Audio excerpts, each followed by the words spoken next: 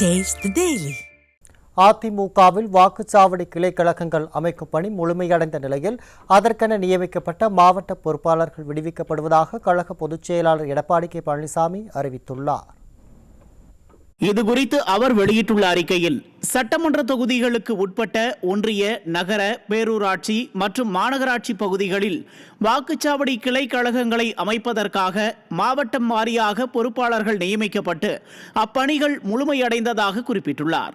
இந்த நிலையில் மாவட்ட பொறுப்பாளர்கள் அனைவரும் இன்று முதல் பொறுப்பாளர்கள் பணியில் இருந்து விடுவிக்கப்படுவதாகவும், இவர்கள் அனைவரும் தங்கள் மாவட்டத்திற்கு உட்பட்ட தாங்கள் சார்ந்த சட்டமன்ற தொகுதிகளில் கழக பணிகளையும் தேர்தல் பணிகளையும் ஆற்றிடுமாறும் பொதுச் செயலாளர் எடப்பாடி கே பழனிசாமி கேட்டுக் கொண்டுள்ளார். மேலும் சென்னை புறநகர், சேலம் மாநகர், தேனி மேற்கு மற்றும் கன்னியாகுமரி மேற்கு ஆகிய மாவட்டங்களில் வாக்குச்சாவடி கிளை கழகங்கள் அமைக்கும் பணிகள் இன்னும் நிறைவு பெறாத காரணத்தால் அம்மாவட்டங்களுக்கு நியமிக்கப்பட்டுள்ள மாவட்ட பொறுப்பாளர்கள் தொடர்ந்து அப்பணிகளை மேற்கொள்வார்கள் என கழக பொதுச் செயலாளர் தனது அறிக்கையில் சுட்டிக்காட்டியுள்ளார்.